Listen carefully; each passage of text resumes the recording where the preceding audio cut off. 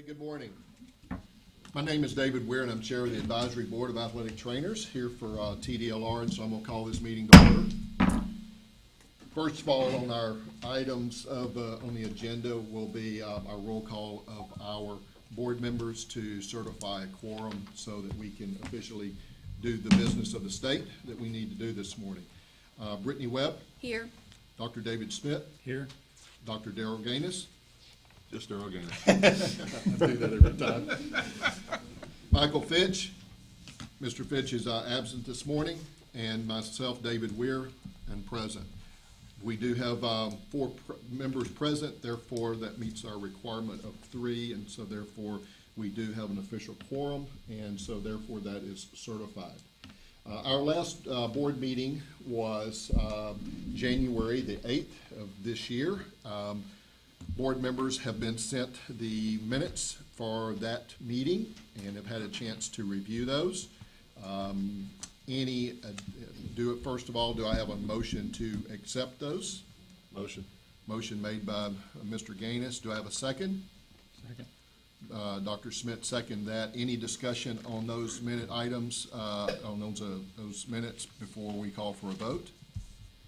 None being heard. All those in favor of having the minutes recorded as written and given to us prior to this meeting indicate by saying aye. Aye. Aye. All those opposed, like sign. Motion passes unanimously. So the minutes go into the record. I'm going to, out of consideration for some of our guests that are with us this morning, I'm going to move the agenda around just a little bit this morning and move to the next item, which is item E on our agenda. This is not necessarily an item that we would like to ever have on our agenda, but we have had an unfortunate occurrence to a student who was tragically killed in an automobile accident in December, and was made note of that by Mr. Overton to us, who is a licensed athletic trainer in our state, and who Dustin was was a student trainer for him before he went on to UT Permian Basin. So we have invited the family of Dustin and any of his fellow students and guests to come with us and be a part of this morning. And so we would like to recognize Dustin's family with an honorary license as a licensed athletic trainer in the great state of Texas. It was our understanding from Mr. Overton and those that Dustin had a passion for athletic training, and as a son of an athletic trainer, probably spent many years in an athletic training room before he was ever a student himself. Probably cut his teeth rolling around on a stool in an athletic training room, as most little kids do when they first get to the athletic training room. So he's probably been able to perfect the use of rehabilitative equipment, balls and things like that, and alter those things for his own purpose and entertainment, while Dad perfected the art of athletic training and while Dustin was there. So I know this is not a pleasant occurrence, but we want to honor Dustin this morning with this. So I'm going to turn this over for any comments. Mr. Lyra, would you like to come up? I'd like to read the honorary athletic trainer license. Texas Department of Licensing and Regulation recognizes Dustin Lyra for his role as a student at the University of Texas at Permian Basin as he worked towards his goal of becoming an athletic trainer. TDLR recognizes Dustin for his dedication, passion, and vibrant spirit as he worked with both faculty and student athletes. He was an amazing young man, loved for his infectious, beautiful smile, and never seemed to have a bad day. He will be greatly missed. Mr. Lyra.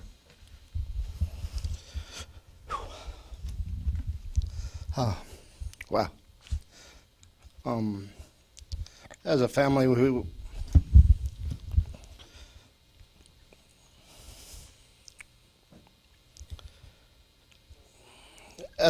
we would love to thank the board for doing this. It means the world to us, and I know that this is where he was headed, was to get the license.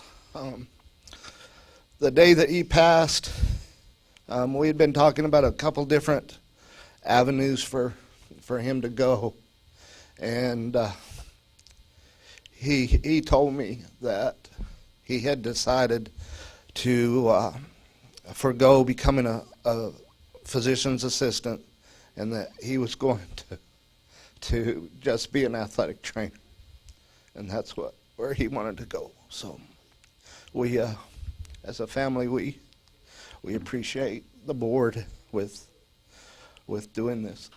It's a tremendous honor for our family. You're welcome very much.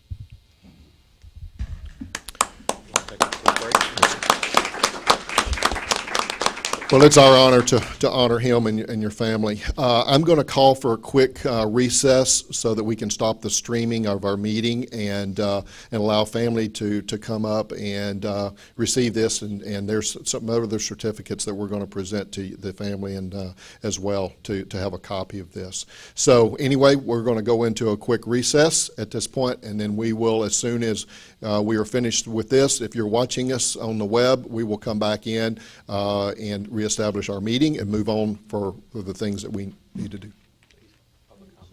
Okay, I'm sorry. I need, while we're on, I will hold the recess just a moment, and let me give you the mic. You would like to make a public comment in regards to this agenda item. Good morning. My name is Richard Lloyd. I'm the Athletic Training Program Director and current head athletic trainer at the University of Texas Permian Basin. But today I represent the staff, students, and faculty of our program, athletic department, and the university. We had the pleasure to teach, learn from, and get to know Dustin for far too short of a time. His passing deeply affected the entire program. This time it still stings. Dustin came into our program the fall of 2017. His peers immediately accepted him. They instinctively knew that the young man was special. He demonstrated prior knowledge, dedication to his educational program, and to his clinical assignments. These traits are what made Dustin a favorite with his peers. Dustin had a great foundation in athletic training, starting as an athlete at Seminole High School, where his father is the head athletic trainer. He was born into the profession. After high school, he attended Howard College, taught and mentored by John Overton. John developed such respect and affection for Dustin that he was led to work for the recognition that Dustin and his family have earned today. We at the UTPB Athletic Training Education Program, the Athletic Department and the University, are proud to have the honor of interacting with Dustin and will always remember him in life. Thank you. Thank you, sir. Apologize that I missed that agenda. Was there any other public comment that was registered in regards to this agenda item? Okay, we will stand in recess for just a few moments. Family, if you'd like to come up, board.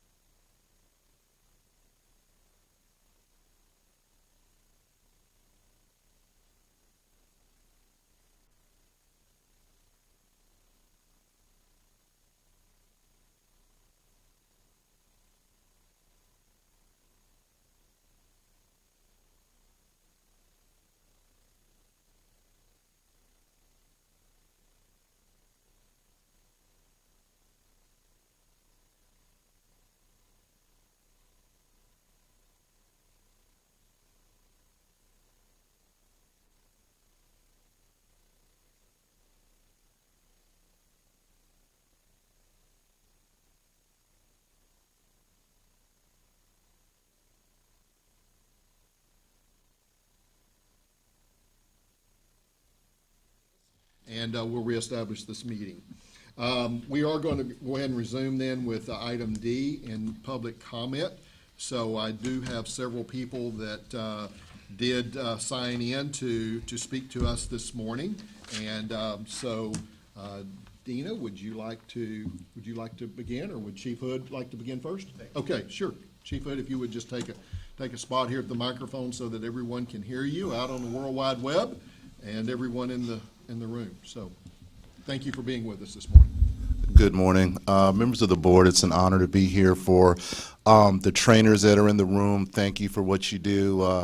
I used to be an athlete back in the day, and I've got two older sons that both play Division I football and two aspiring athletes now, and so we appreciate trainers and thank you for what you do.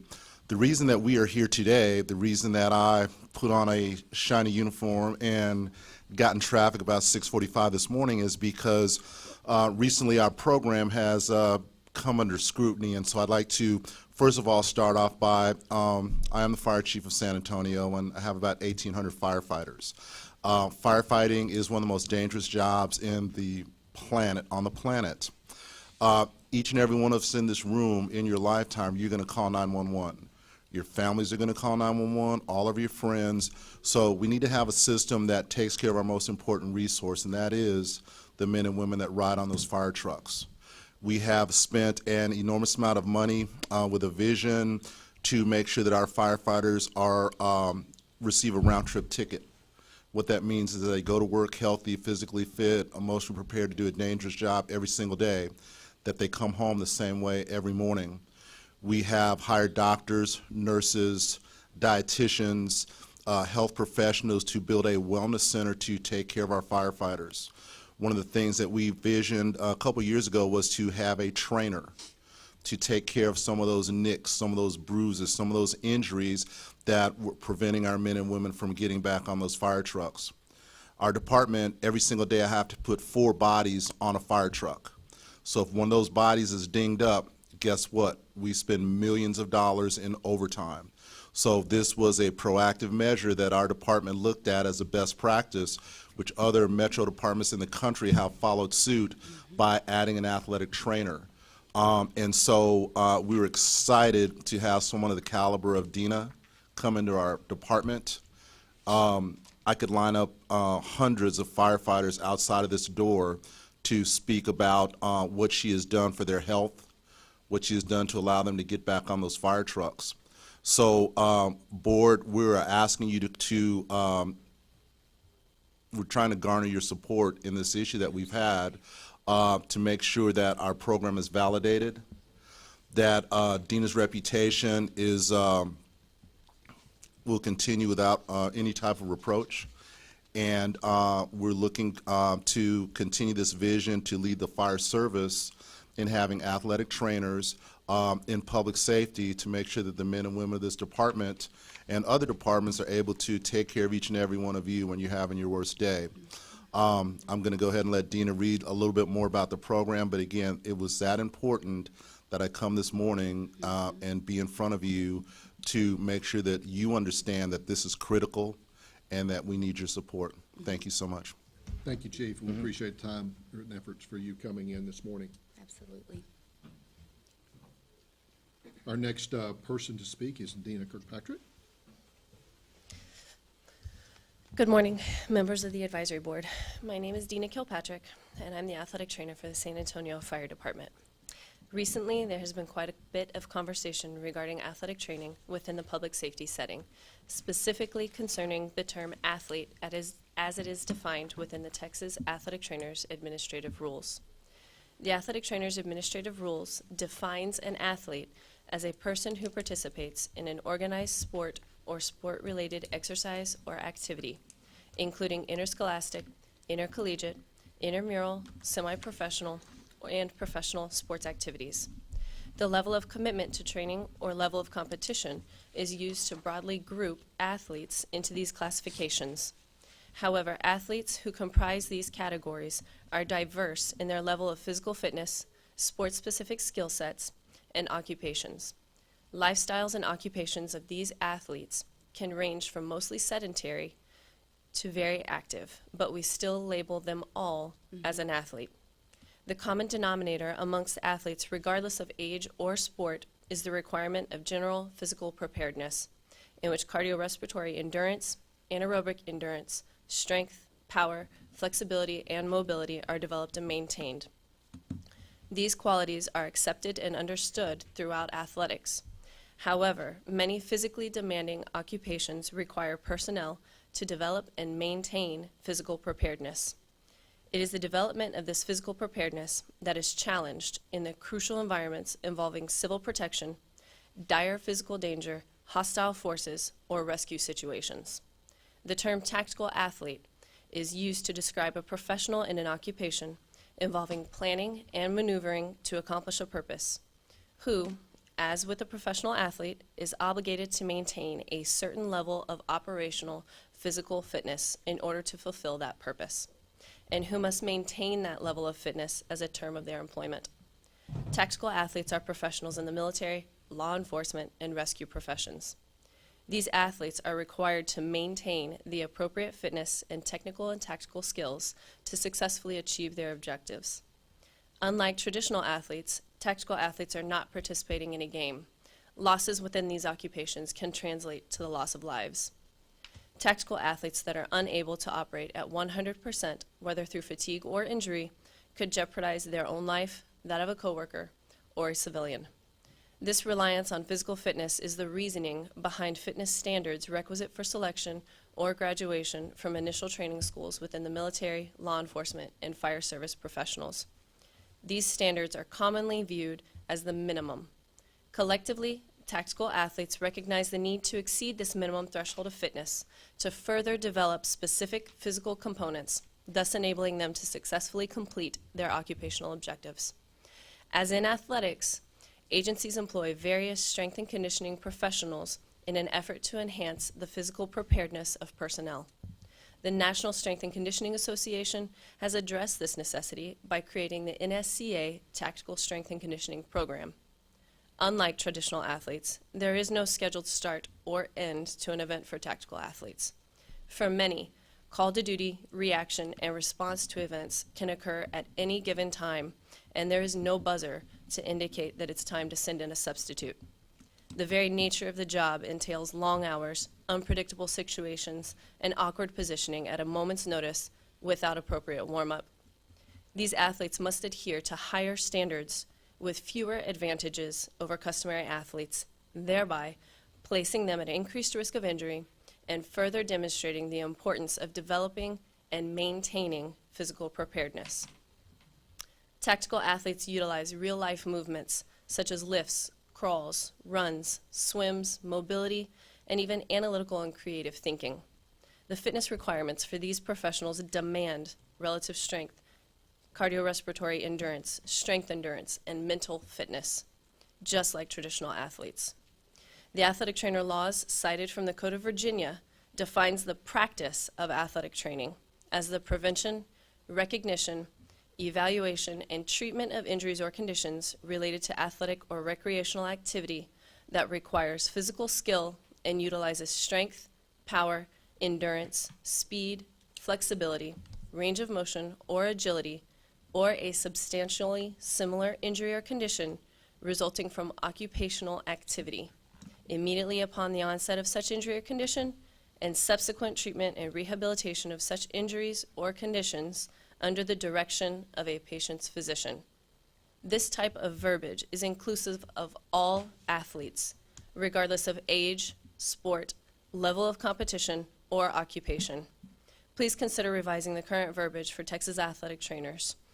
I have been extremely humbled to serve the men and women of the San Antonio Fire Department and realize the impact that the profession of athletic training could have on these tactical athletes, the very men and women that we call on our worst days. Thank you. Thank you, Ms. Kilpatrick. Appreciate the time you spent coming in this morning and addressing the board. That was all the public comment that I had signed in. Is there a mistake that is anybody else that needs to? Okay. All right, so what we'll do is we will move on and get through our staff reports, and then we have a couple of other agenda items that we need to cover this morning. So I'd like to invite the representative from Licensing Division to move to the microphone and give us your report, please.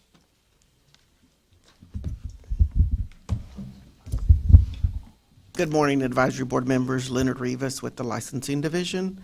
In your packet, I provided you the licensing statistics for the second quarter. Since our last meeting, we've issued 46 new licenses, 446 renewals, with 94% of those renewals renewing online. We issued 3 temporary licenses, and currently the total population for licensed athletic trainers is 3,713. That concludes my report. I'll be happy to answer any questions if you have any. Fellow board members, any questions for Mr. Rivas? No. Hearing none. Thank you All right. very much. Thank you. Appreciate it.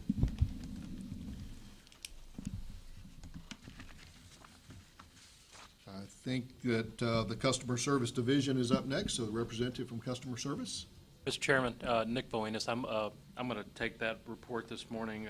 Our customer service manager, Trey Seals, couldn't make it. Okay. So I will give you a brief report from that division.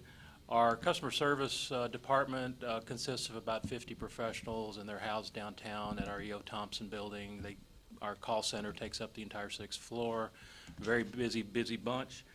As you can see from the report, your program over the last 3 months has gone anywhere from about 220 to 280 contacts, and that includes emails and phone calls, folks calling in, trainers calling in about their licenses and seeking some help there.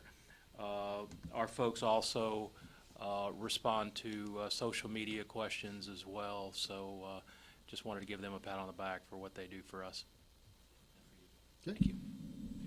Any questions or comments, fellow board members, for Mr. Bonis? Thank you, sir. Moving into the Enforcement Division.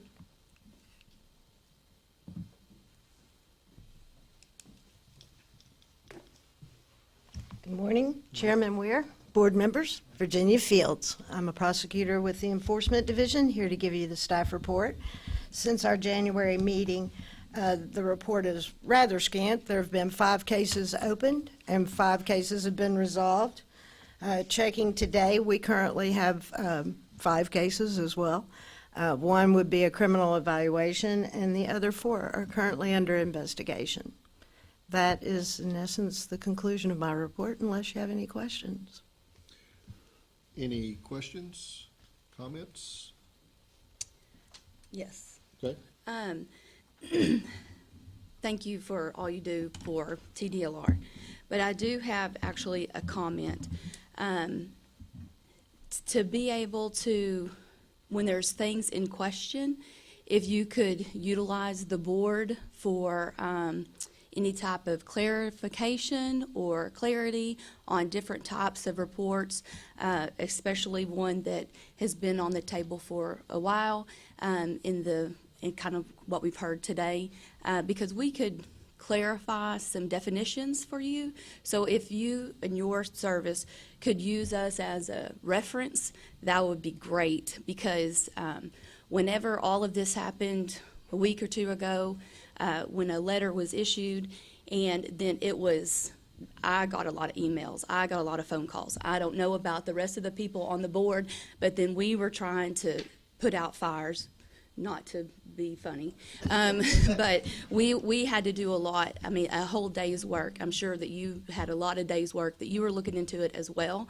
But if we could utilize us up here, I mean, that's what I thought we were signing up to do. But if we could, that would probably have deterred a lot of emails or phone calls or anxiety, panic across the nation, because the NATA was calling and emailing and anyway. So I just challenge you to challenge us and to ask us in the future. Yes, ma'am. I concur. I'll add a couple of things to that, in which case was, much supporting evidence, or much supporting documents had been presented. A ruling was made, and then magically a member of, as an athletic trainer and executive director of our trade association, was here for a meeting, and the rule. Fortunately for the individual involved, the ruling was reversed, changed, reevaluated, whatever you want to say, and so I echo exactly what Brittany said. I think as an advisory board, this is, if you take the very term advisory, that's what we should be doing, and so we were not, other than me providing supporting documentation. There was never any contact of myself or, to my knowledge, any board member in regards to getting any additional information. So I personally like to know the magic words that individual said to get it reversed. I'm very happy at the end outcome, but frustrated as to the process that went through, and regretful for the sleepless nights that the individual had to go through after she was given, or the individual was given, that letter. So I find it very unfortunate that we had to go down those lines. So I just wanted to make that statement. Well, I'm 100% accountable. I signed the letter, and I apologize. So in the future, you will hear from me. I promise. Great. Thank you. You can be assured. Mr. appreciate Weir, it. can I step in? Sure. I just want to kind of talk about a little bit in general terms. There was a misunderstanding for sure that happened, but once that became apparent, our executive director, Brian Francis, reached out directly to Ms. Kilpatrick via email, and he also met personally with Chief Hood. Right. I know I emailed you about this, and so I just want to point that out to say that we're all in this together. No question. No question. And we as a board felt like we weren't in it together. Mm-hmm. We want to be in it together. Sure. And I just want it on record that this is what we feel like we want to do, and we support our constituents, if you will, for lack of a better term, our membership, and that we can definitely give it, tactical athlete, transitional athlete, physically active population, occupational athlete, it all means the same. It doesn't mean that they have to wear a uniform. So I just want it on record. Thanks. I have to agree with that. I think we all agree with that. So Any oth- noted. I appreciate the comments. So noted. Any other comments for Ms. Fields before we move on to the next report? Okay, thank you very much. Thank you. Appreciate it. Okay, we'll move into the Education Examination Division.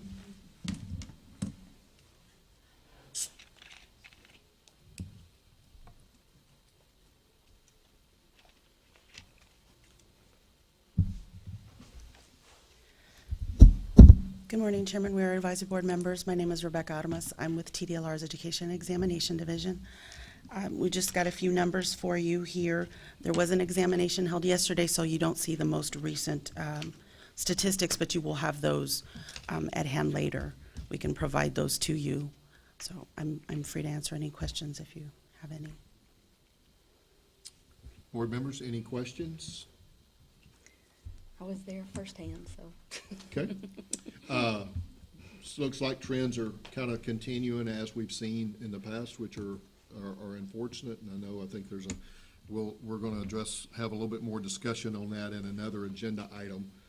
So I'll leave those comments for there. But thank you. Okay. And thank you for giving us this information. And I think I want to continue to strive to add one bit of very important document or bit of data here is that the individual, we would like to see as a board, every time these statistics are run, the pass rates for every institution that is sending students through the apprenticeship internship program. That I use that term. It probably shouldn't be used interchangeably.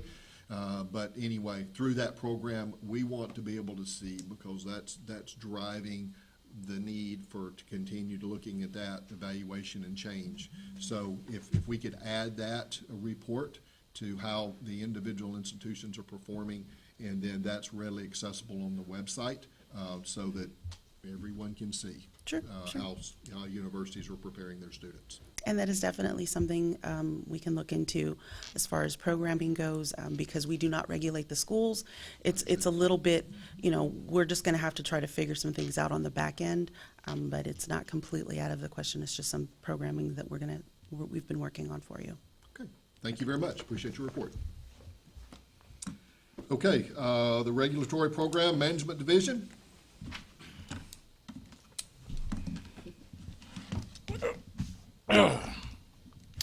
Morning, Board. Good morning. Stuart Myrick, Regulatory Program Management, formerly known as Compliance Division. You see our report before you. I'm just going to hit a couple highlights.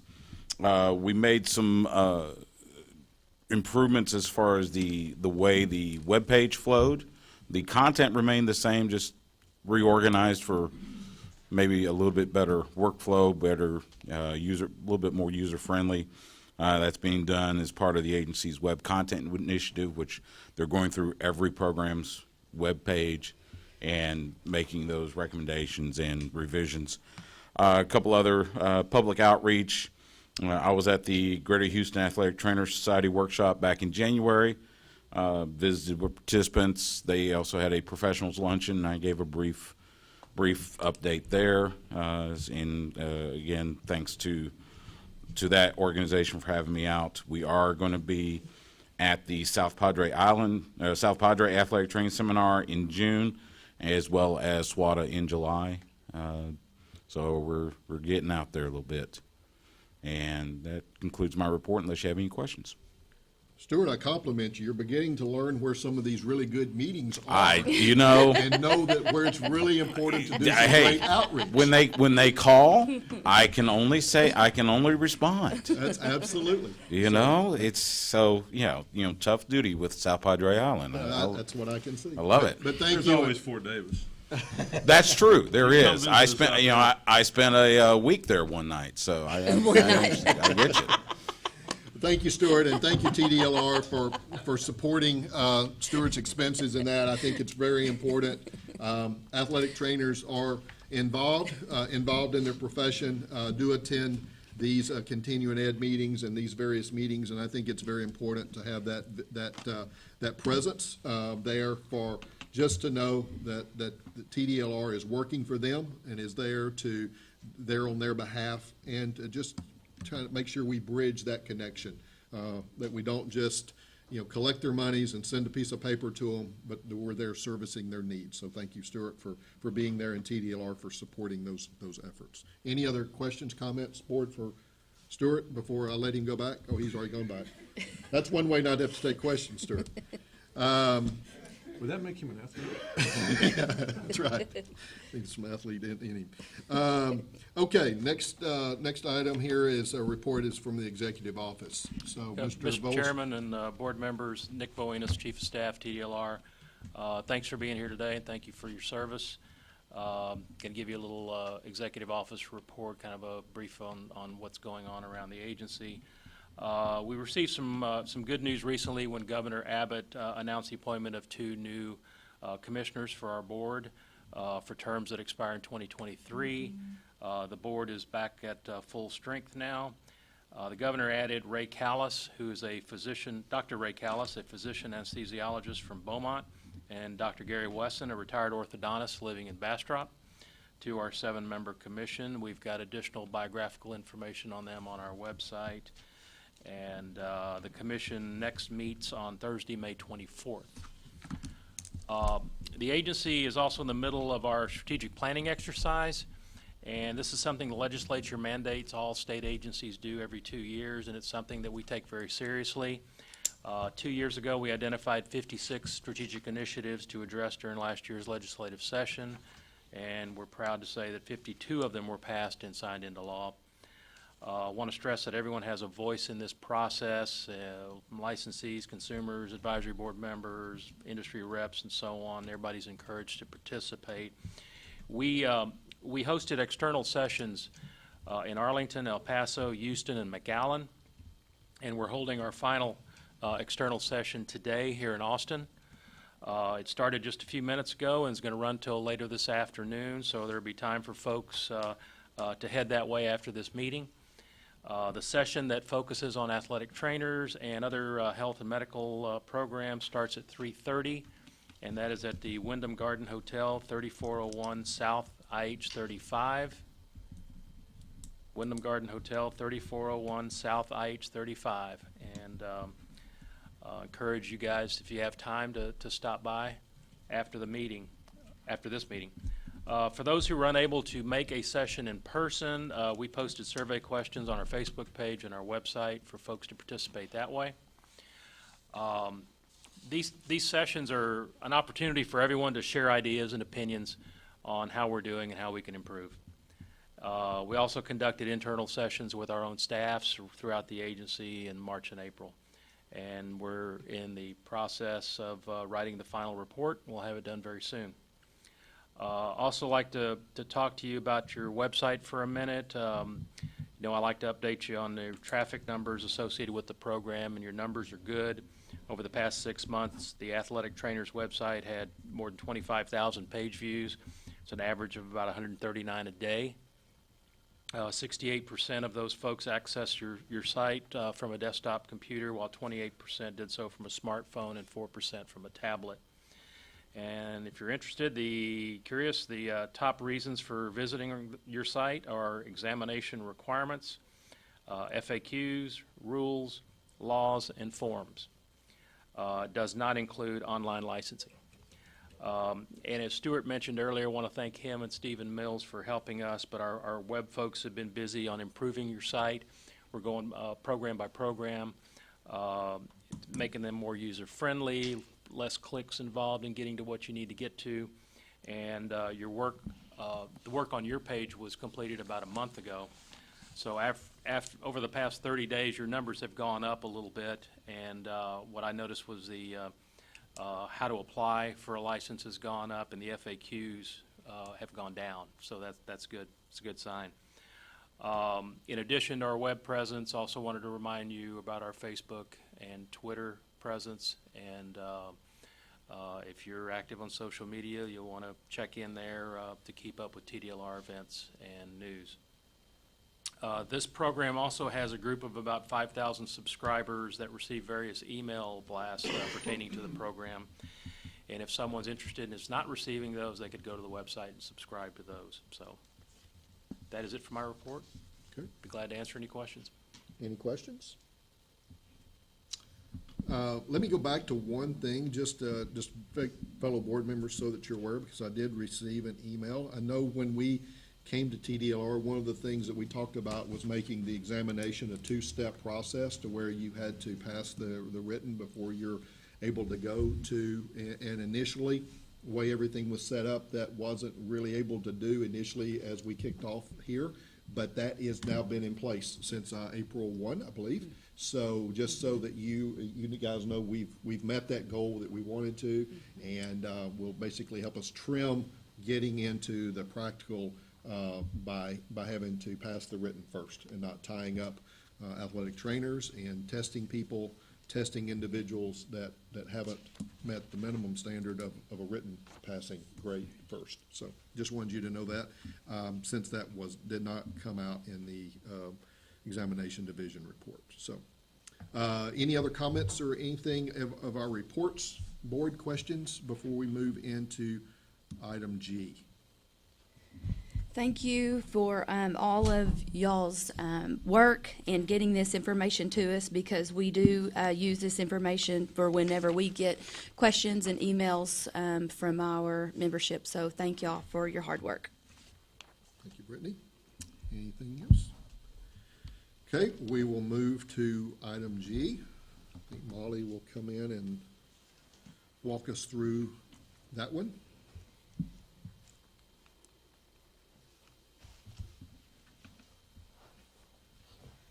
Good morning. Excuse me. So item G is the rules that you voted on at your last meeting, your January meeting. These were published in the Texas Register on February 9th, 2018. In the 30-day public comment period, we didn't receive any public comments on these rules. So I'm not going to go through those. So just kind of a summary of what these rules were. These were mainly cleanup changes, making the rules easier to understand and making it so that they align with current practice. So for example, as Chairman Weir was saying, with the exam, it's now in the rules that you have to pass the written to go through, to go to the practical. Or it's not in the rules now, but that's part of these changes. Probably the most notable thing in these rules is that we reduced the renewal fee from, I believe, $250 to $160. So I'm available if you have any questions, but the next step, if you want to go forward, would be to recommend sending these to the commission to be voted on and adopted. Okay. Any questions before I call for that motion and vote? I'm still a little concerned about our definition of athlete. I want to make sure that it's clear what we consider an athlete to be. Can we talk about that in item I? We'll talk about it whenever you're ready. Well, I just think, and it's up to Chairman Weir whenever he wants to talk about it. That wasn't one of the changes, excuse me, that we published, and it's more relevant to I, but we can talk about it whenever y'all would like. Okay, is that okay? Yes, sir. We'll visit with that, because it's gonna be visited on, yes, I'm Okay. sure.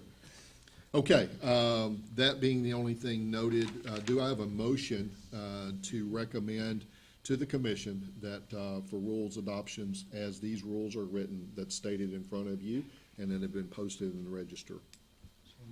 Dr. Smith makes the motion. Do I have a second? I second. Ms. Brittany Webb seconds that motion. Any other discussion before I call for the vote? None being heard, all those in favor indicate by saying aye. Aye. All those opposed, like sign. So that passes 4-0.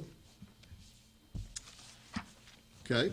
Our next agenda item is H, and so I think, Molly, you're going to stay in, and we'll have some discussion in regards to that. Sure. So item H is regarding the low pass rates on the written exam, which I know you guys have talked about a little bit in the past. And at the last meeting, somebody presented some potential new rules as part of public comment, and you asked staff to take those rules, go evaluate them, and bring them back to you. So we did talk about them, and we identified some specific concerns with those rules. But in addition to that, as we were talking, we kind of realized, and I really realized, the profound impact that any kind of rule changes involving educational programs will have on colleges and universities and students and anybody really who is even thinking about becoming an athletic trainer. And so with that in mind, I thought it would be really good to have more input and consideration from you in terms of the specific goals that we're trying to achieve with these rules and how we think that the rules are going to get from here to there.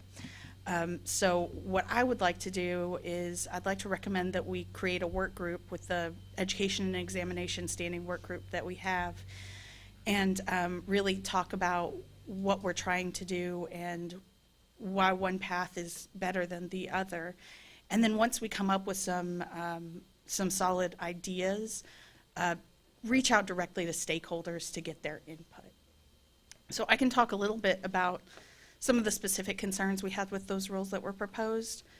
In those rules, essentially what you had was a program coordinator who was an athletic trainer who was going to be responsible for verifying that students completed certain areas as part of their education. So looking at the examination, or excuse me, looking at those rules, what I was concerned with was how would we enforce that? So how would that program coordinator know that each and every student had received instruction on those course content areas? If we had some sort of complaint that the program coordinator didn't know and was just signing things, how would we prove that? And then I kind of started thinking, well, even if we could, why is this better than how it's currently done? And what was kind of the thinking behind it? And I didn't know what the thinking behind it was. And then this is just me talking about my impressions, but I also started thinking, if the pass rate on the written exam is an issue, then should we focus more on the required coursework? Or should we focus more on the apprenticeship? Because it sounds like the apprenticeship was really the concern. And then also, are there certain areas in the written exam that people tend to have problems with? Could we focus our efforts there? And so I thought maybe a little bit more research and analysis could be done, because I'm not really sure what the research and analysis was that went into it. Okay. Let me, because we've got a lot here, I don't want to lose sight, so let me give you a little bit of background, kind of what we did. When these staggering statistics have been trending down for years, and I think we have reached or passed the critical point level of being acceptable. So there was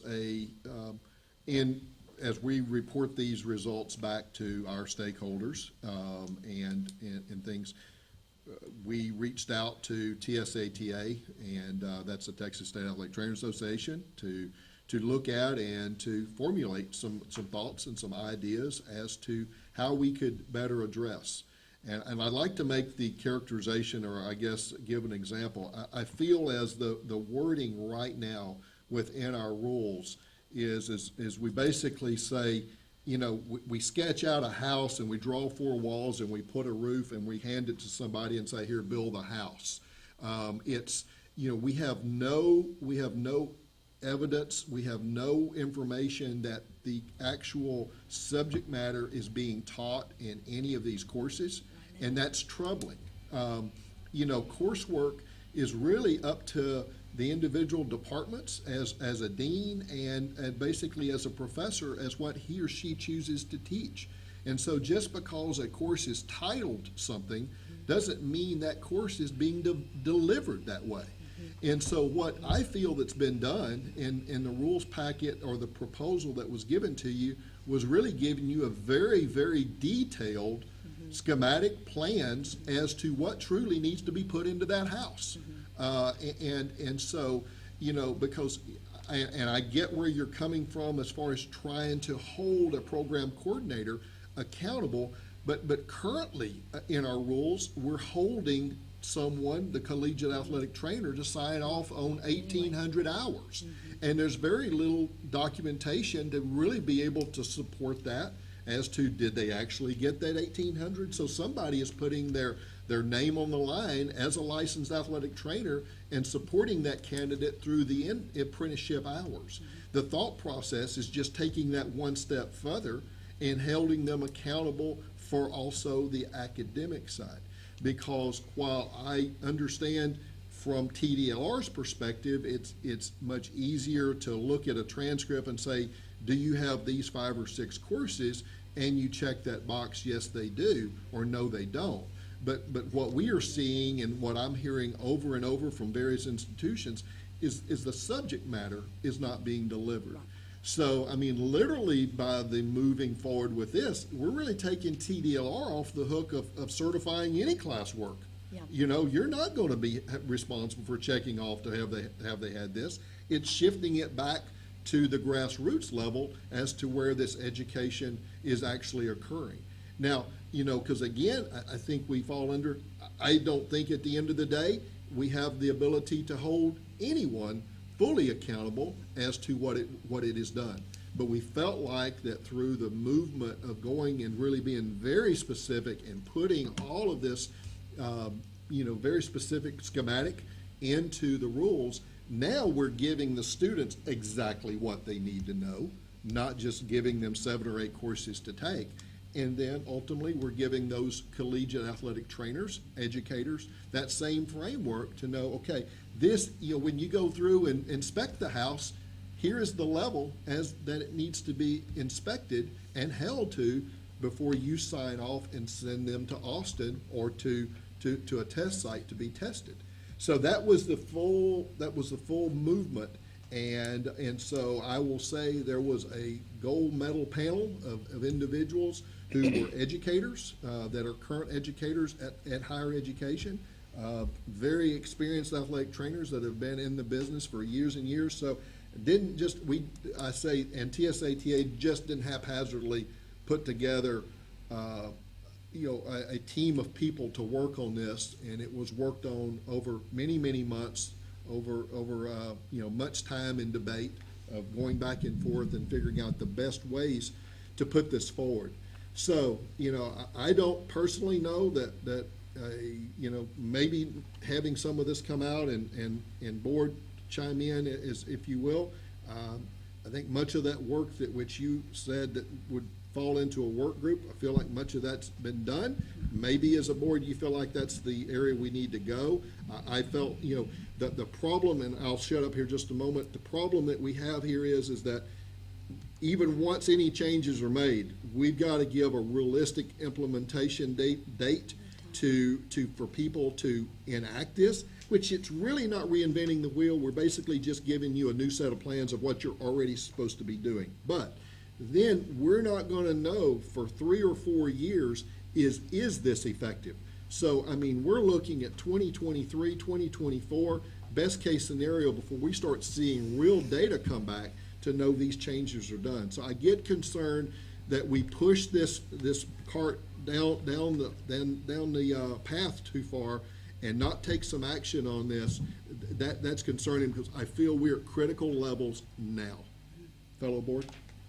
As a public member of the board, having raised concerns about this for a long, long time, I was very, very pleased to see the outline of the curriculum structure that they put together.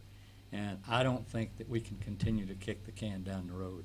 We got to draw a line in the sand. It's pretty straightforward. What these athletic training students need to know is laid out in black and white. The program director's responsibility is laid out in black and white. And I agree with Chairman Weir, it's going to take some time to implement them. We can't say, look, you got to have this done this season or this year, but give them the opportunity to adjust their curriculum. But 25% pass rate, I don't cut it. We're not doing our job if that continues to occur. So, do you want to? Well, I just wanted to add on to them on the education process. First, I agree that the people who came together to write this out, athletic trainers are movers and shakers. So when we see a problem, we don't kick the can down the road, and we've been kicking this one a while. And usually we're pretty good at stopping it and getting it going because we want to make the profession better. The people who came together to write out this document actually is I'm going to get emotional because of the people who wrote it are absolutely wonderful athletic trainers and wouldn't do anything to derail this train at all. So they spent many, many months getting this together, coming back, doing all this, like what you heard Chairman Weir say. But from the education, so this passes, then the universities, this is where I'm going to enlighten a little bit, is that now if they want to implement a new course, like at Texas State, then they are going to have to put that on the books for a year. So they have to tell the university in a year, and then we can start implementing that. In some cases, it's 2 years to get it on the books. But anyway, so if they wanted to do that, now we're looking at another year, and then they have to teach it. Then they have to take the test. So we're looking down the road a little bit. And so I feel as if this is very important to act now and not later, because I feel like that the workshop and the work groups have already taken place with really outstanding athletic trainers with the best interest of this industry or profession. Mr. Gaines? There's not a whole lot been said that I don't agree with. I think the information that was presented is necessary. But I do see from your point, where, how do we verify this stuff has been done?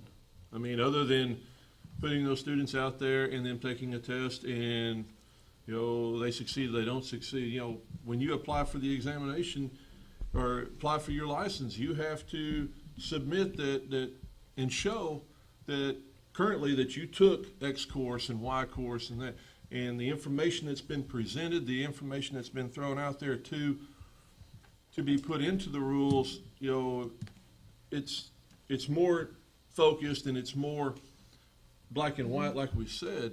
But again, I saw the logistic issue that how does TDLR verify that that information has been presented to, not taught, but presented to the individual student? And that's a major concern that I had with it from the jump. I don't disagree that the information needs to be presented to them. How do we verify that prior to them getting their license? And I saw that up front, and I that was one of the questions that I had with this discussion was, have we looked into how you verify that that's been presented? Because, you know, before it's always been class description, you know, or course description in the book, but some of that information, you know, generally speaking, it's supposed to be there already. But now that we're getting specific with it, that's an issue that TDLR will have. And then where do we come back and say, as a organization, as TDLR, how do you come back and say, you need to show me that you presented this because I don't understand it? Or, you know, do we have, obviously I guess we do have the authority not to allow a student to sit for examination and or receive a license if they don't clearly verify that that information's been presented to them.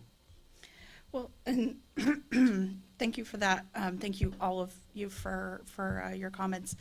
I want to also say that the work group or workshop that you already had, I don't doubt that the people that you invited are experts in their field and know a heck of a lot about athletic training. If we could use your expertise, their expertise, and combine that with the expertise of the people who are going to have to actually administer these rules, so the staff that are sitting behind me, that I think would really lead us to a product that we can be sure that we are enforcing and that we know is better than what we already have.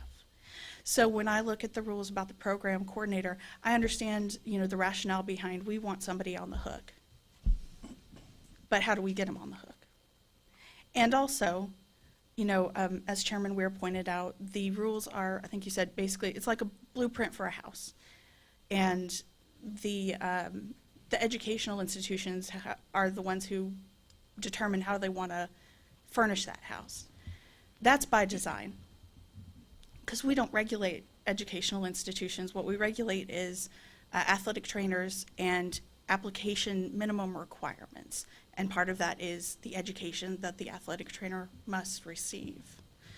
So at the educational institutions, they are self-regulating. So it's not that nobody is looking at them. They look at each other and they accredit each other. Part of that also is the free market economy and the fact that students are their customers and employers also, because they're the ones hiring their students. And so it is, it behooves each educational institution to ensure that they are properly educating their students. That's also part of how the whole scheme of how they ensure that each other are educating the students properly. We can't step in and say you must do this, this, this, and this. We have to kind of take a step back. Also, the detail in the rules as far as, you know, this is what these are all the course content areas and what they should cover. Those are already in black and white for the application, for the applicants. They're in the booklet that each applicant gets. The CBI. The CBI, thank you very much. You're welcome. The CBI. Oh, CIB, excuse me. CIB, Candidate Information Bulletin. Yes, That's there right, you it's go. coming back to me now. So I think that, putting them in the rules is not really adding that much of a benefit. Also, I want to touch on something that you all said, which is that it's going to take a while to see these implemented and see any results. And so there is a sense of urgency. With that sense of urgency, there is a need to make sure that when we do it, we get it right. Because I would hate for us to put something in the rules just because we feel like we have to do something, and then we wait 4 years and we realize there's nothing to show for it. One thing I wanted to address, in regards to the university self-regulating, with this form of or version or format of licensure going through the apprenticeship program, there is no defined degree that a student must go through. And so you're really borrowing, trying to best fit a student through another degree plan to walk them through. And so there's really nothing to say that a student couldn't have a business degree and go take 6 courses or 7 courses that's in the rules. And so that university regulating themselves, and I mean, they're looking at each individual degree as it's printed and said, does it have the specific things, knowledge in there? I get concerned that there's no one at the university level that's worried about the athletic trainer education, unless there is a approved program, which is another route, which is through Katie and things like that. But through the apprenticeship internship program, there is not a defined level of number of courses, certain courses that have to be completed to get that degree to do those things. So I don't feel like that we could really hold our hat on the university really handling that for us. I struggle with that. Board, you may disagree with that. No, I respectfully disagree with your assertion that economics, educational economics, and the universities are going to regulate themselves, because we've seen for a decade these numbers haven't changed. Had the universities been looking after themselves and their athletic training students, these numbers would be improving, when in fact they're getting worse. So I don't think that that's going to occur. Can I ask a question? Are y'all worried that, well, do you have any indication that the students who come up through the apprenticeship method are a danger to the public, are substandard athletic trainers? I think based on the minimum requirements of what our rules define, that you need to pass pass the test and those types of things, a written test, a practical test, there's a minimum standard there. So I think that's a difficult question you're placing us to answer, but am I concerned? Yes, I am concerned that they could be potentially a danger, because what about if the minimum standard is 70? If that's passing, that's 70. Okay, did somebody just guess one question right and get 70? And had they not, did they really know that information to get to 70? Concerning, and the statistics are proving that the education is not consistently happening, not like it is in the accredited programs. Those statistics and those testing standards are drastically different when you look at that. Even back when we did the exam waiver, back when we were DSHS, looking at their pass rates, incredibly high. That's why we did the exam waiver. I mean, 97% pass rates, first-time pass rates, coming out of those programs, versus the statistics that we see continually coming out of our exam. So yes, I feel like that there are a concern for being a danger. Go ahead. There's a fundamental amount of knowledge that an athletic trainer needs to know. I think the work group did a great job of establishing that fundamental basis of knowledge that they need to know, and it needs to be put in writing. Now, It is in writing. You understand that? I just want to make sure that we're all on the same page. It is in writing. But it's not in the rules. I would challenge the fact of how many collegiate athletic trainers have recently seen this CIB. The I information. mean, actually, how many of them have read it and have looked at it? So maybe that's, see, when I hear that, I think that's something that we can accomplish without putting it in the rules. That's something that can be accomplished with different kinds of outreach than what we have now, in terms of educating the athletic trainers' educators on the requirements of the exam. So I think, again, that when I hear that, I'm thinking, okay, then that's maybe a different route that we could take, and it would be beneficial for two of you to sit down with staff and talk about your concerns so that we can really flesh them out and think of a broad array of ideas for addressing them, not just one and then hoping that it works in 4 years. So my question is, what is the fundamental trepidation of TDLR establishing rules for education? We don't have the statutory authority.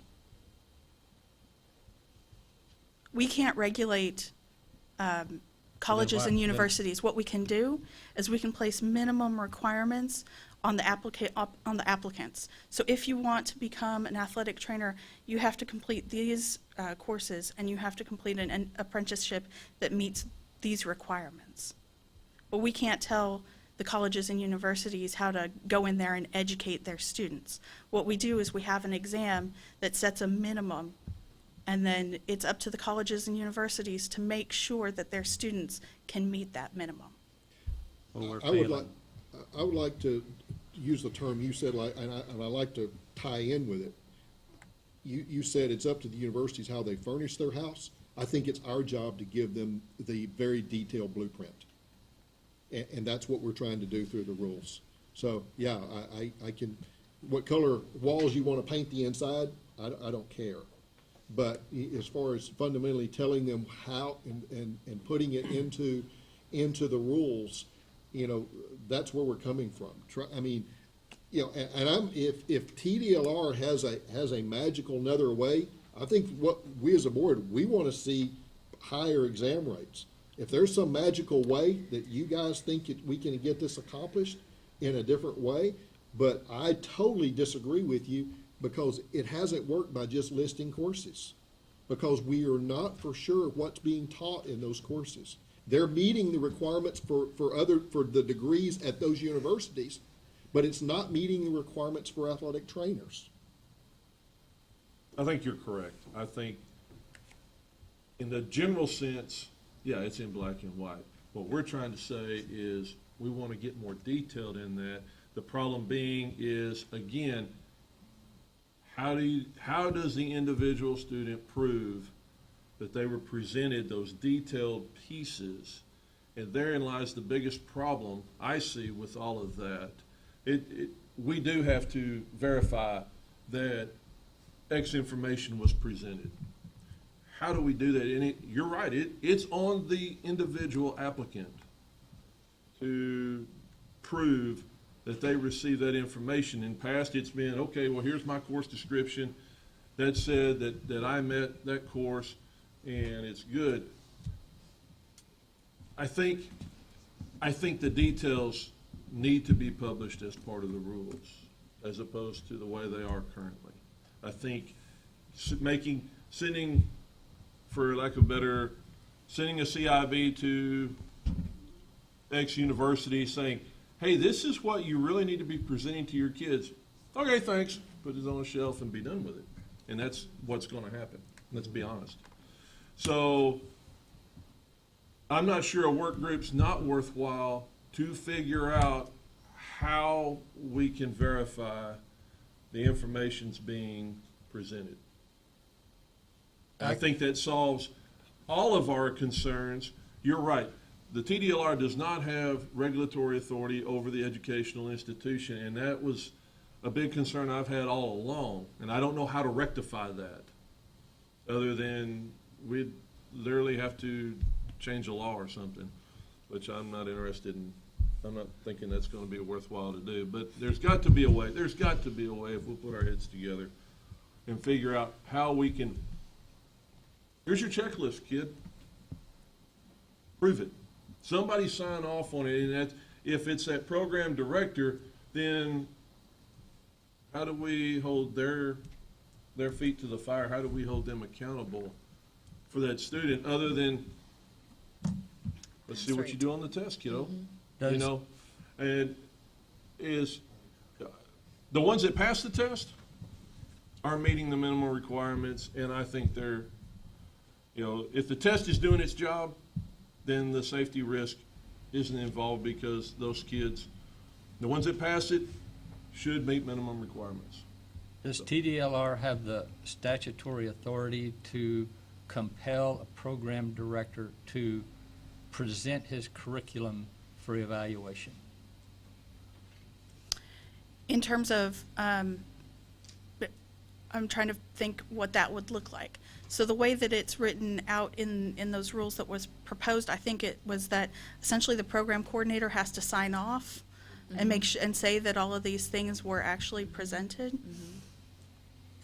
So if we wouldn't have the authority to say, you must present it like this. No, I What we understand. would have the authority to say is, if we found out that that athletic trainer put something false, submitted something false to the department, then that is against the rules. One of the issues is, how do we know that he's submitting something false? Is that, I mean, as the program coordinator sitting in on every single class of every single course, if he's not, how does he know, or she know, excuse me, how does he or she know that every single one of all of those very many content course areas was actually presented? Because it could be on a syllabus, but you know how it is in a university, sometimes you just don't get to it.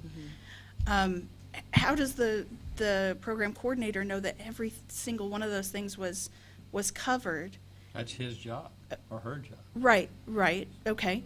But if we get an allegation that the program coordinator just rubber stamps everything, how would we prove, or how would he or she disprove that that's the case? Because you have you have the blueprint, the outline's already there. And if there's an allegation made by a student athletic trainer that I wasn't provided this information, then you compel the program director to prove that they were presented that information. That's the program director's job. And how would he prove that? Give you the curriculum, the exact curriculum. When you say And the curriculum, what do you mean? all the coursework. I mean, there's syllabus, there's lectures. I mean, PowerPoints, yeah. that's ultimately their job, is to document that they've provided the educational material to the student athletic trainer. That's what they're supposed to do. And that's what they're clearly not doing. Clearly. If you're audited, that you have to provide your information, just as if we're audited for continuing education hours, you have to come back and prove those things. And I go one step further, TDLR currently is not going back and looking, okay, modern principles of athletic injuries, basic course that has to be done. If things are not being taught there and we're consistently missing things there, you guys are not going back to the institution saying, you're not teaching this component right now in this course that we tell you the students are supposed to have, because again, you don't have regulatory authority to do that. You're just having to wait for the end result, just like we are. We were just trying to walk down a different pathway of trying to get to the end result. So let me take a step back, because I think that the premise underlying these rules, the rules that were proposed, was that educational institutions are not teaching all of these course content areas.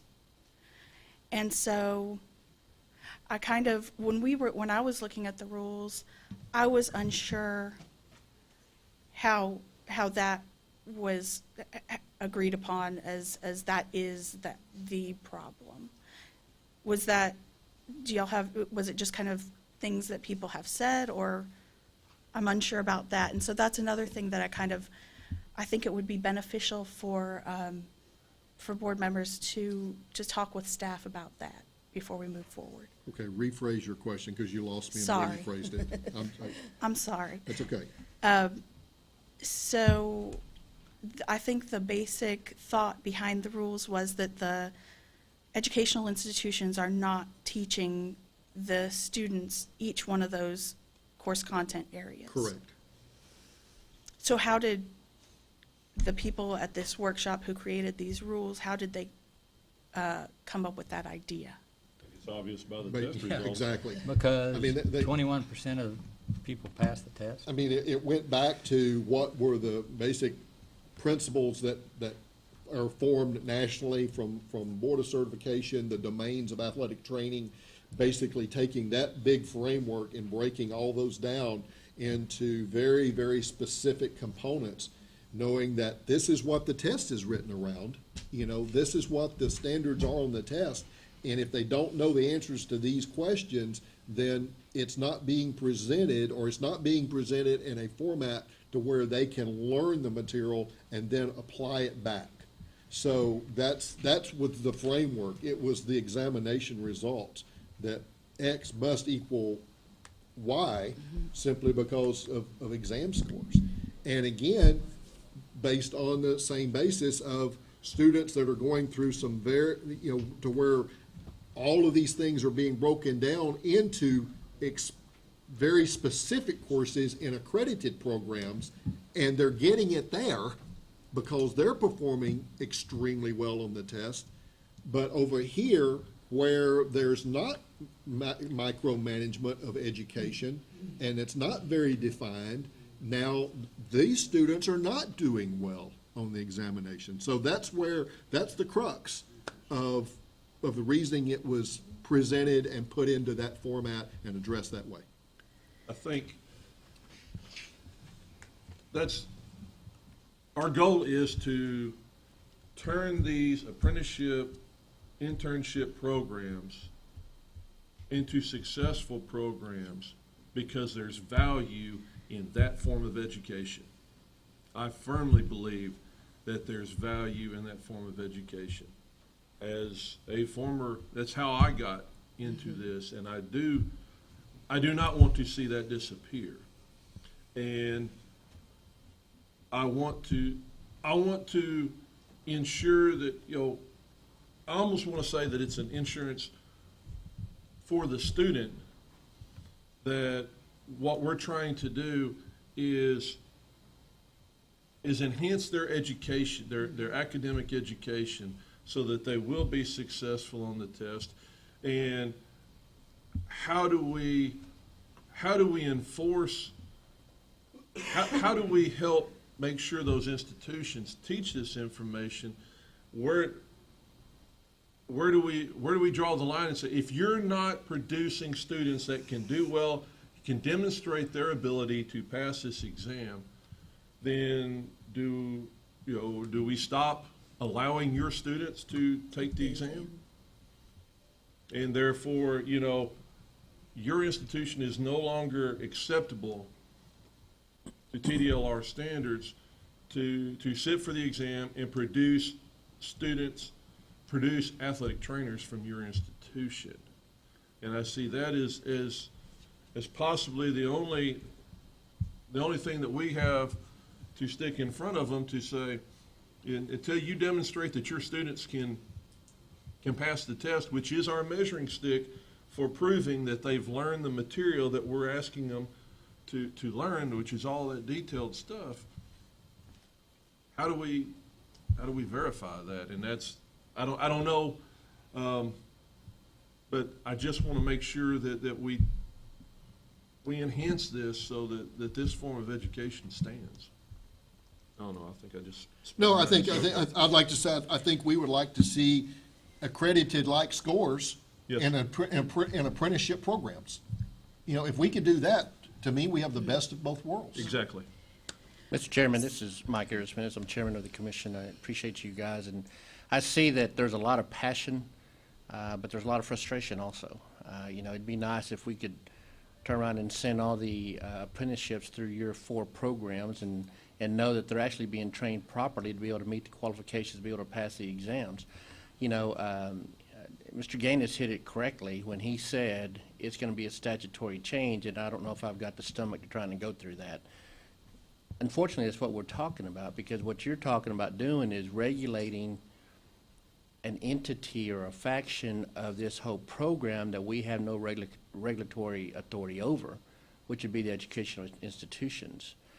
And I think somebody had mentioned earlier about a possible work group. I think that's an excellent idea, to have a work group to be able to figure out within the confines of what TDLR can do through statutory framework. How do we get that in the rules? Or if it's not a rules, how can we promote that through the educational institutions?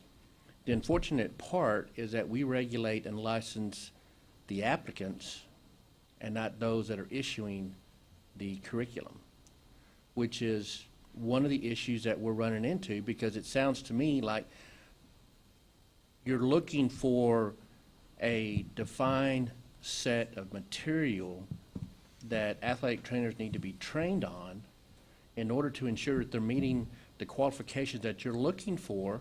Because I agree, I think that this is a very, it's a health and safety issue when you begin to start discussing when these athletic trainers get out of the damage that they can do if they don't know what they're doing. And so there's to ensure that they're doing and working properly. And I completely agree with you. Trust me, your frustration is felt here, and we understand it. But understand also is that there are certain levels of this that we just can't touch. We can discuss it. We can possibly work with the educational institutions to help promote what needs to be done. I think it's a two-faceted approach. One is through the association of trying to make sure that the educational institutions are working in that manner to provide what needs to be done. And the second one that you mentioned, Red, is it's going to take a statutory change. And how do you do that? And how does that work? That's going to have to come from the association. I'm sure you know TDLR can lobby for it, but that's going to have to come from the association of how you get there.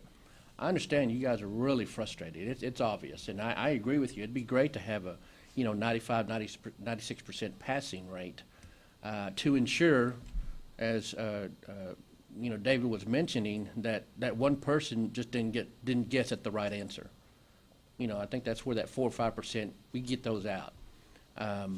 But I agree, and I can sense your frustration. I came in late, and I apologize for that. We have a strat plan meeting going on over at the Wyndham Center, which, by the way, if you have the opportunity when you finish this meeting, head over there, because you have the opportunity to be able to tell us what you would do to change. If you were king or queen for the day, what you would do to change your particular industry. But I understand your frustration, but understand that TDLR, we have some confinement as to what we can do and what we can't do. And we only license and regulate the applicants and not the institution that pushes out those applicants. Let me ask you a question. If we find an institution, which obviously it will be hard to find, it's not presenting the information necessary for these students to pass the exam, would TDLR have the authority to deny an applicant an opportunity to sit for the exam because they haven't, because of the institution that they attended? No. Even though it's apparent that they're not presenting the information that's required. Again, it gets back to what I said before, that we don't have any means of verifying that the institution is presenting the information that we want required. Right, that's correct. So as long as the applicant meets the minimum requirements in terms of the courses that they've taken and the apprenticeship, then they get to sit for the exam. Even if you implemented these rules requiring a program coordinator to sign off on it, as long as the program coordinator signed off on it, that applicant has met the minimum requirements to sit for the exam. Can we define the and I think I'm the light's slowly coming on. The classes by name are listed in the law, am I correct? Rules. In the rules, yes. In the rules. So what we're asking with these new these new proposals is to define what that class looks like. Basically, even in some cases, removing some of those class names, but basically giving a very, very detailed framework. I mean, Right. I use that term schematic. I mean, you know, very detailed plan of what the education needs to look like outside of what you're going to call it in a class. Here are the minimums that need to be presented to these students. you know. But again, you know, TDLR has to verify that they have sat and passed that course, right? The basic athletic training course, which is one of the courses listed in there, for lack of better terminology. They have to demonstrate that they've passed that course. Right, they submit their transcript. Okay, which, and on that transcript, it demonstrates that there's a named course that TDLR accepts as that course. Okay, so how do you verify that that course that the institution has submitted meets what the TDLR, or the rules determine that what that course is supposed to represent? Strictly speaking, we don't. That comes through in the exam. I have a question then. Who has the regulatory authority to evaluate the curriculum for these 34 kids that failed? They've taken 4 years of college or apprenticeship program and they failed and they can't do their profession. Who's holding those program directors responsible? Who has the regulatory authority to hold? I mean, they're clearly not presenting the curriculum. So who does? I mean, if TDLR doesn't, who does? There are regional accrediting bodies that are made up of educational institutions, and they accredit each other. But they're not looking at those 34 students and saying, where did you miss educating them? That's not happening. Correct. So I want to kind of chime in just a little bit, okay? So when you ask about, is it a, health and safety, to some, yes, because here's the deal. I came through an internship program also, okay? And I valued my time there greatly. I'm a hands-on type of person, and then I'll go to the books. I think that that you're going to see that in any industry, in that those people who are going to be good at anything, and those people who aren't going to be, they're going to be mediocre. So you're going to see that in the test rates, no matter, that's going to kind of pan out. What I think we're trying to stop is some of the universities, for lack of a better term, using athletic training students as a workforce, because we don't have enough staff at the university level. And I feel that this, in the test rate, some of it that's coming through on that. The people who got together, all the universities at this work task force that brought this together, were made up of universities around some KD accredited programs, some LAT programs. And the majority of them, over half, said yes, that they would sign off on this. They would have it implemented in their university, that they would be able to sign off on this and agree to do this type of education, so that those test scores will go up. Those universities who want to continue to have the athletic training student, which they should just be called student laborers or managers or whatever the case may be, if they continue to use those types of people as a workforce and just say, hey, at the end of it you can take an exam, and then obviously they go down in a fireball because they can't pass it, then those are the universities I think that we're trying to target, and that we're trying to take off the table and may direct them to a different road, okay? I think that's what we're all trying to do. And at the end of the 4 years, as a parent that's soon to be paying for 3 colleges, I want my person to be able to, at the end of his time, to be able to pass a minimally standard test that he went 4 years. So as a parent, taking my athletic training hat off, as a parent, I would want to go and look at those test scores and say, oh, we're not even going to look at this one because their test scores are low. I want to go to this one because they're teaching, and I know that my money and your education and your time, because time is money and money is time, that it will be put to good use. So I think that's where we're all coming from, and we're just trying to get a solution. But the people who wrote these things that were in paper that was brought forth to us have agreed, the majority of them have agreed that they're going to start implementing, whether we say it or not, probably.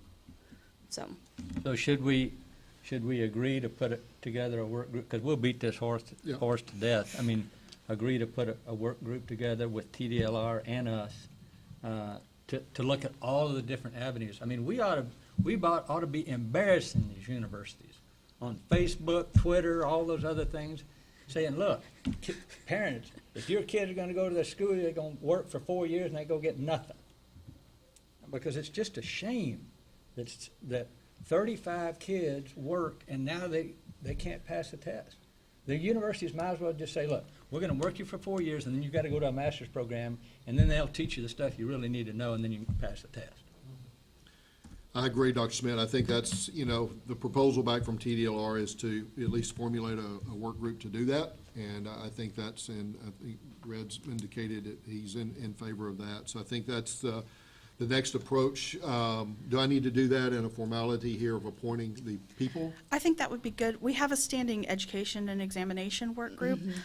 We would like 2 of you to be on the work group. I don't know which 2 are on that one. So I'll tell you, it was myself and Mr. Finch. Okay. So, you can stick yeah. with that one, or you can appoint an ad hoc work group. Okay, I would like, I'm going to self-appoint myself, and then Yeah. Brittany can stay on as a standing member. But for this challenge, I would like to be on that. Yeah, Okay, I so it would agree. be a work group with you 2, and Mr. Finch would not be How on much latitude do we have to start? Can we start like in the next That's- hour or 2? Yeah, that's my question, is that we're going to do Because this. the house is afire. Yeah. And this- truly, the department's here. We need to call 911.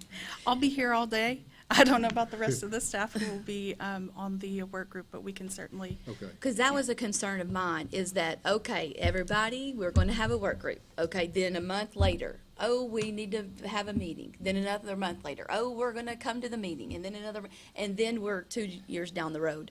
That was my concern about a whole work group, because I feel like that the people before us have done it, but. So I think, I want a goal, and I'll put on the record, I want the work group to at least have met at least once, if not twice, before the July meeting. Absolutely. Because I want us to be able to update the board at the July meeting as to where we are, because this is a hot topic item.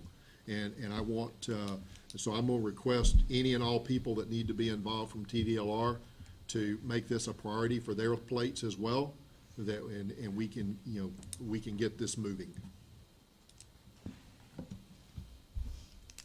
Okay. Any other, I think we really have covered, that's really all the things that we needed to cover in H, right? Correct? I mean, it's kind of broadly written for purpose there. And then letter I, which I think we need to just address a little bit, and I don't know if Molly, you want to cover. One of the things that I want as a part of this, I want to make sure that if we need some language changes and wordsmithing, and I'm not bringing wording to you this time, but wordsmithing to make sure that we are very clear. If we have situations like the San Antonio Fire Department, that we have clear language in our rules so that it's easier for Ms. Fields to be able to see those things and to define those educational components to where that supervision, if there are relationships that are established with the outside entities and things, because very likely she could provide some very good educational opportunities for students. And so I certainly want to look at our language in our rules as to settings to where those hours could be obtained, that we are really clear that that's an acceptable area for the board to consider. Well, let me kind of take a step back and say that I've talked to Ms. Fields about this, and she has always been on the same page as everybody else as far as the definition of an athlete. I don't think that that came through earlier when we were talking, Okay. and I think that there was something lost in translation along the way. Okay. And I apologize for that, however it occurred. But, her interpretation goes, and her interpretation is the same as yours, I believe. I personally, I've looked at the rules and I've looked at the statute. I think that the definition of athlete is very purposeful. And if you look at the definition of athlete, it kind of regurgitates what is in the definition of athletic injury. I don't think they were trying to, well, I don't want to get into the weeds on it, but I'll just say that I think that trying to change the definition of athlete is kind of, we're going a little further than we need to. I think we all kind of understand that an athlete is anybody who participates in an organized sport or sport-related exercise or activity. The athletic training can be performed in any setting whatsoever. Thank you. And that's very clear in the rules, very clear. It's right there. Restate that. Your definition of an athlete. Not Definition- what's written there, what you Okay. just said. It's essentially anybody who has an athletic injury, essentially, under what I'm reading. So that could just be an injury. If an active,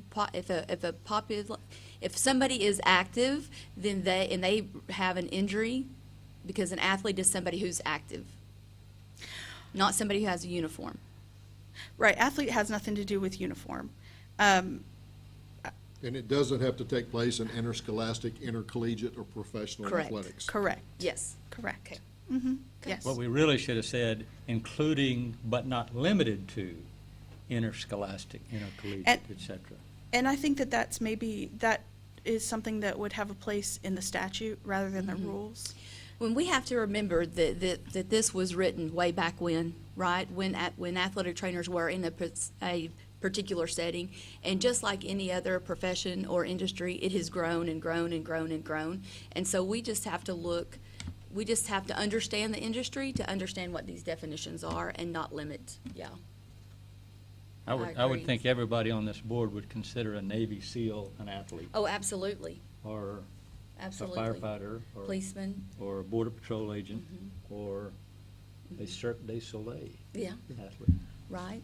Or just the people who are, jogging Weekend- around their weekend name, war- yeah. weekend warriors. Mm-hmm, jogging around their In name. this particular case, and I don't want to have to get really specific, because been asked to obviously for legal reasons, there was a concern also with the individual supervising hours.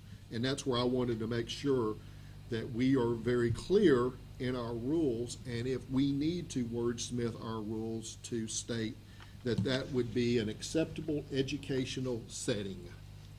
You follow me, Doctor? I don't think that the rules limit what is an Okay. acceptable educational setting. Okay. And if I'm wrong, then please Well, somebody I pop mean, up. there was a concern, at least as I read the ruling, in the initial ruling, there was a concern in regards to where that was occurring, that it wasn't in the traditional college and university athletic training room, traditional orthopedic clinic, sports medicine clinic, I say, so it was kind of out of the traditional norm, and there was a concern about, was that an acceptable location to get your 1,800 hours? That was my understanding. If that was not, then please, excuse my misspokenness. And I'm not exactly sure. I'd have to go back and talk to staff and read the letter, and all that. But I think we're all on the same page that the rules don't limit where an acceptable setting is. It does? Okay, thank you. I appreciate that. Go ahead. Go ahead. Excuse me, Charlotte Melder in the Enforcement Division. The letter that was sent out is fairly clear as to what is and is not allowed. The rules are very clear on what is and is not allowed. And so I can read to you the hours approved for students is not something that can be done if it's not in an athletic training setting. If you'd like, it says,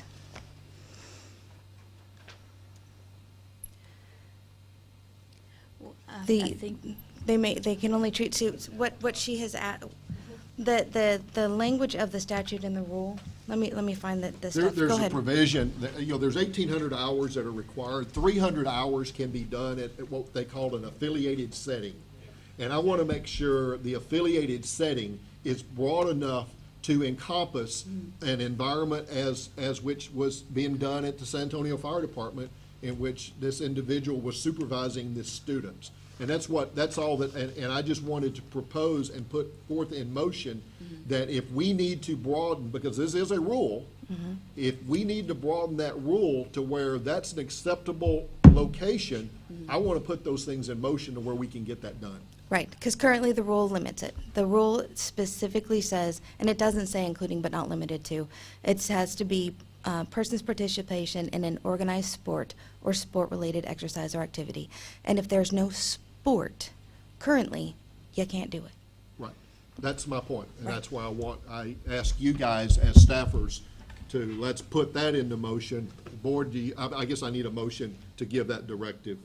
I can't recognize you outside of public comment. Okay, I apologize, but that's. Let me just, so I'm looking at the definition. A person who participates in an organized sport or sport-related exercise or activity. Yes or no, a firefighter falls under that definition? It depends on the injury. no, because then we have the tactical athletes and the. A Navy SEAL falls under that category. It depends on the injury. And, I think that we're kind of, I hate to deal with hypotheticals and split hairs when we don't have the facts in front of us. I think you have a lot of technical expertise, and we appreciate that. And I know that, as has already been said, that is valued and will be called upon when the situation arises. Therein lies my question about what's the definition of an athlete. Well, and that's just where this very likely Anybody may who's come back physically to active. statutorily, how that's statutorily written in the actual law. Because our rules, when the definitions are restated in our rules, they have to match what the law says, basically word for word. That is my understanding. Is that correct, Ms.? It can't conflict with the statute. Correct, okay. So the definition of athlete is in the rules, and it ties in very closely with the definition of athletic injury.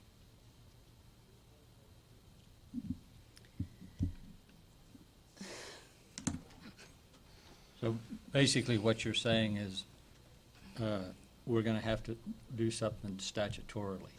No. I don't think that there's anything wrong with the law or rules. I think that they are written so that each case is looked at as in a case-by-case basis, which is how it should be. And what I mean is, when you ask, is a Navy SEAL an athlete? I understand where you're coming from with that question, and I think everybody would agree that if a Navy SEAL when the Navy SEAL is training to, be able to perform his duties, if he is injured, that is an athletic injury that an athletic trainer could definitely treat.